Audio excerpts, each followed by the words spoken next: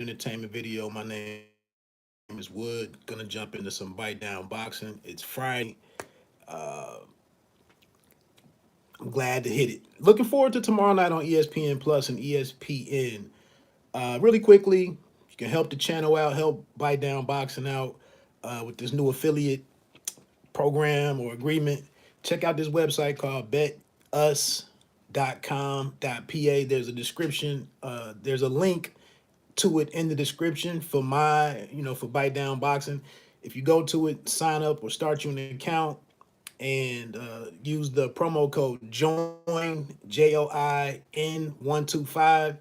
It'll help out what I'm trying to do. Again, betus.com.pa. The link to that is in the description. According to, based on the title, my one question about now that it appears that we're going to get WBC heavyweight and his lineal heavyweight champion Tyson Fury against Dillian Whyte once they can get the purse situation worked out. My one question about that fight, which kind of feeds into what I've been talking about since the new year, I'm very concerned with where boxing is this year and where it's going. I've been covering boxing online and writing for contributing to different websites since 2015, and this is the first year that I've gone into it where something just seems to be different. And I know, part of this is coming on the heels of 2 years in this pandemic, and boxing is already a pretty fragile sport. And then you throw in the fact that you throw in a pandemic and restrictions on crowds and gatherings and whatnot for live sporting events, and then make boxing is even more susceptible to those external factors and whatnot, more so than other sports. We saw the NBA, Major League Baseball, NFL. They all went on, without crowds and fans in attendance, and went on to have pretty stable seasons and whatnot.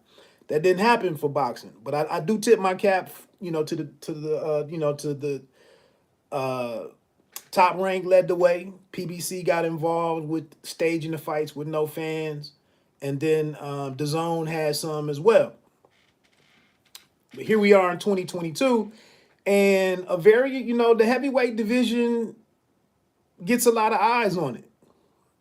But my question for Tyson Fury versus Dillian Whyte, and it's going to signal something to me, is that a pay-per-view fight for those of us in the United States? Is that going to be offered to us fight fans, us boxing fans in the States as a pay-per-view fight?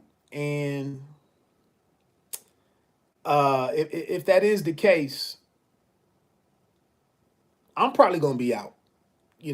I'd like to see it, but in my opinion, Dillian Whyte doesn't stand much of a chance in that one for me. I've enjoyed most of his fights. I think he's going to give a hell of an effort, and it could be a decent fight. But for $75, I'm probably out.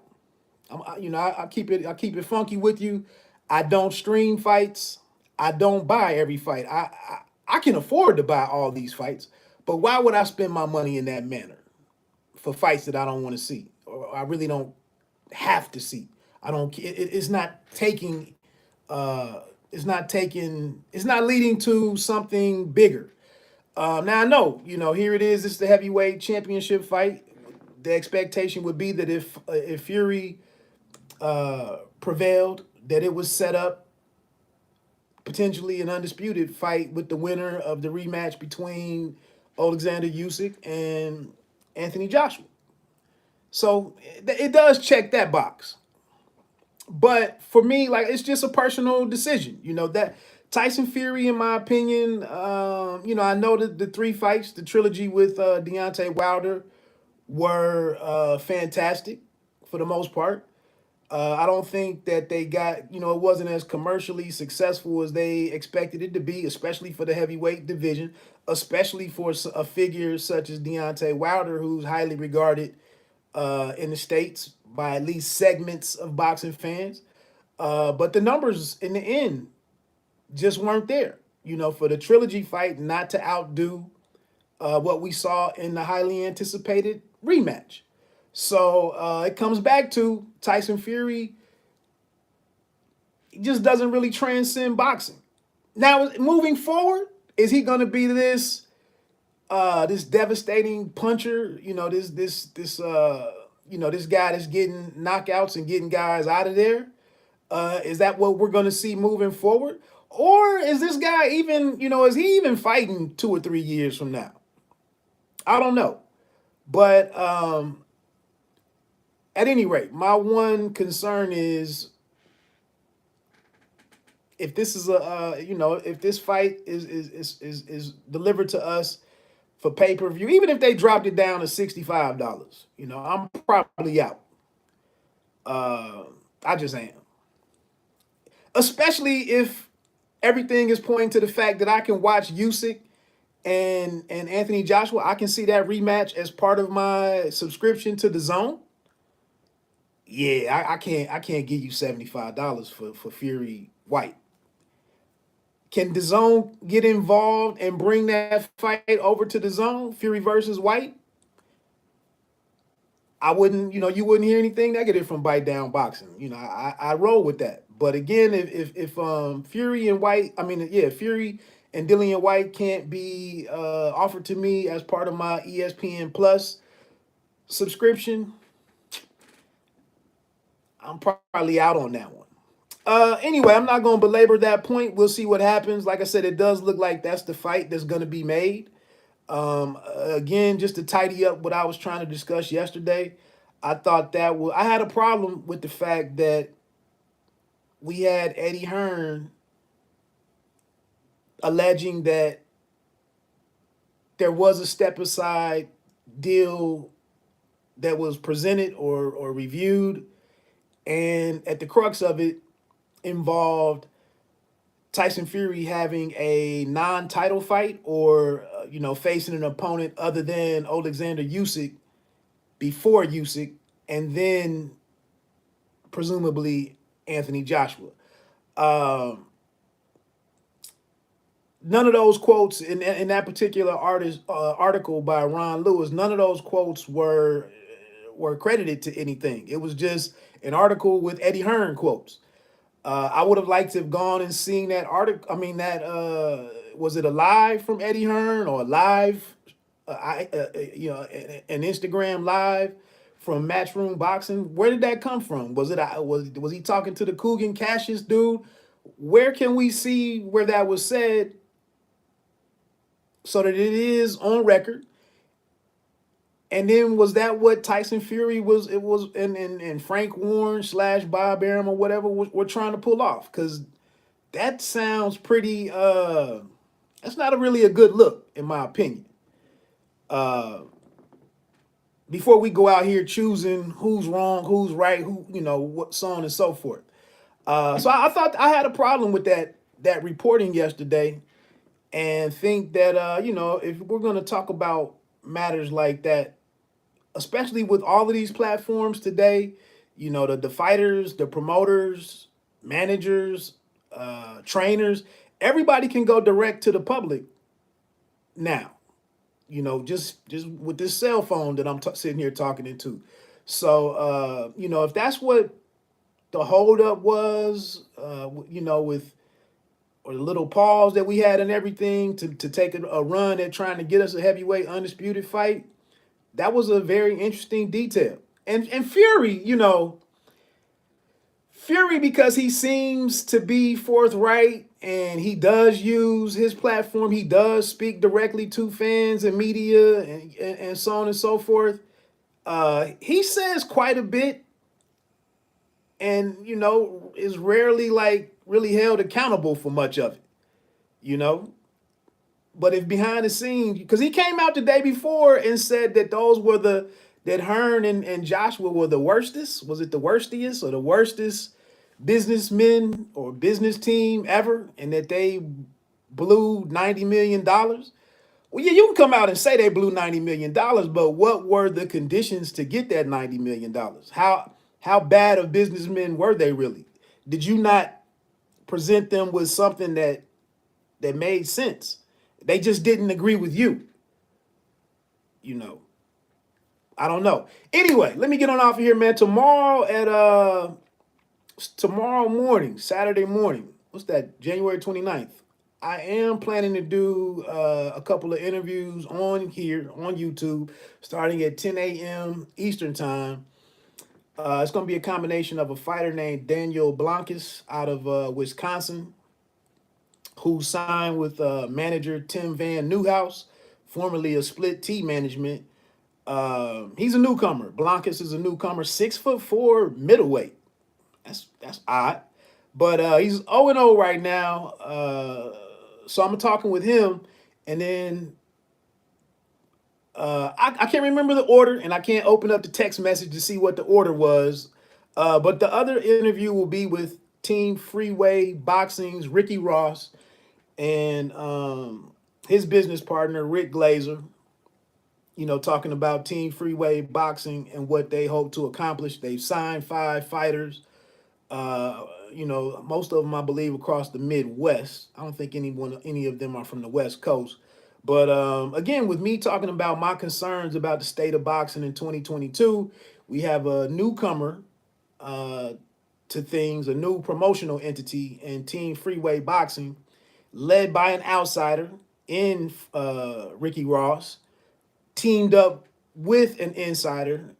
Whatever you make of Rick Glazer's career, long time career as a boxing figure, a boxing businessman.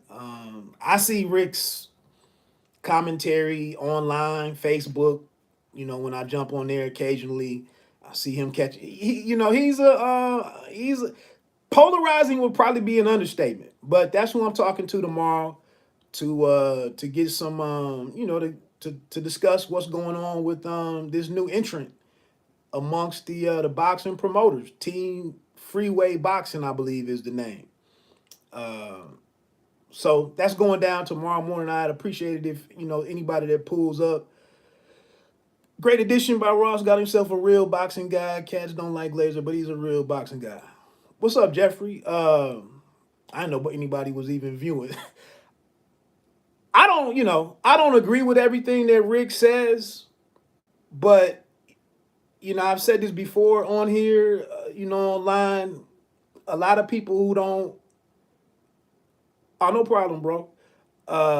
I said this before. A lot of people, a lot of fans, a lot of YouTubers want to complain about the businessmen involved in boxing, but unless you're paying fighters, unless you're supporting fighters, unless you're guiding the careers of fighters, unless you're making offers, unless you see all of the minutia that these people have to work through to get things done, I just don't know how you criticize them one way or the other. It's an extremely difficult business, and that's actually one of my questions with them being a newcomer. How can and we see like Samson Boxing, Prince Ranch Boxing or something from out west. We see some of these smaller promotional entities who, they steer a lot of their fighters towards Showtime's Showbox series. And then some of those guys graduate to the top ranks in the PBCs and whatnot. Lou DiBella has a decent roster, but he doesn't always. He's often sending his best prospect or his best contender is usually going to be the B side against top ranks fighter or PBC's fighter, rarely Matchrooms fighter or Golden Boys fighter. So when you're out here kind of, Rick's a cool dude, a friend of mine. Actually, the guy knows his stuff. I think a lot of people become wrapped up in fighters instead of being fans of the sport first. Yeah, like I said, I don't hate Rick. I think that, I thought the one thing that was a bad look for Rick Glazer for me personally was when he was adamant that it was over for Errol Spence Jr. And 2 or 3 fights later after the accident, Errol Spence is fighting, and like I said, Glazer was very firm on he would never fight again. I just didn't know why he took that position. But like I said, man, I'm okay with everybody who wants to say whatever they want to say. A lot of this stuff that gets said, it doesn't disappear forever. You know, a lot of people, even guys like myself, we say a lot of stuff day to day that never comes to fruition, and our feet don't get held to the fire. It's a couple of YouTube channels that say the most outlandish shit, and you would think if a guy has 30,000 subscribers and you say outlandish shit regularly, you know, you would think that those 30,000 subscribers would turn to 20,000 subscribers or drop down to 10,000 subscribers. But some people don't turn people off. They keep supporting some of these channels. So I just feel like everybody can say what they want to say. And the people that I know are total bullshit, I don't mess with them no more. You know, Rick, he's an interesting dude. You know, he's an interesting cat. Anyway, let me jump on off of here. Appreciate those comments, Jeffrey. Again, tomorrow morning, starting at 10 a.m. Eastern time. Newcomer, middleweight, Daniel Blancas. I think is how you pronounce his last name. And then a combination, another 30-minute window with Ricky Ross, and Rick Glazer. I'm a Spence fan, and he's coming off another layoff because of that eye that I'm not sure came from sport. I think it stems from his wreck. Probably so. You know, probably so. I'm with you. Um, I think it's going to be touch and go for Errol Spence Jr. moving forward. You know, you catch an injury like that, and then you're in a sport where you get hit in the head, in the eye socket for a living. You know, you take 25, 50 punches directly to that area of your body. I think it's going to be touch and go from here on out for Errol Spence Jr. I don't have a problem. I like Spence. I do. Uh, Not the happiest camper that we can't get the Spence Crawford fight, but I understand the business that's holding that up. And to be honest, I'm not all that optimistic that after we get the results of Spence and you guys, I'm not all that optimistic that we're any closer to Spence and Crawford. And you know, I don't think you guys can beat Spence. I'm hearing more and more people kind of leaning in that direction. I don't think he beats Spence. Not a healthy Spence, but you know, you guys has a chance to throw a wrench into that situation and mess everything up, and that's boxing. So yeah, until tomorrow, like I said, good fights tomorrow. If you like, you guys have a hell of a jab. This fight either moves him forward or ends him. When it lose, he's back quick, coming off such an injury. Yeah. You know, you guys is a good story. Coming from the Cuban, you know, boxing program and whatnot. He goes to all of the fights. He's a huge boxing fan. You ask a lot of the U.S. fighters about boxing, and a lot of them will say, I don't watch boxing, or uh, you know, they don't really come across as boxing fans. You guys is at everybody's fight. So I respect that about you guys. That's your profession, that's your craft. You know, he shows his Instagram pictures from damn near every fight. So I really like, I think he's a good ambassador to the sport. Um, the win against, you know, Manny Pacquiao changed his life. Um, I thought he might have edged out Sean Porter back in the day when they had their fight. Um, I ain't got nothing bad to say about you guys. Nothing bad. Let me get on off of here, man. Appreciate you rocking with me. Let me get on off of here. Bite down boxing. Don't let them count you out. Oh, no problem, man. Take care, bro. If you can, man, if you care to, check in tomorrow. I wish I could open up this text message and see if Glazer and Ross were at 10:30 or 10. I'm leaning to, yeah.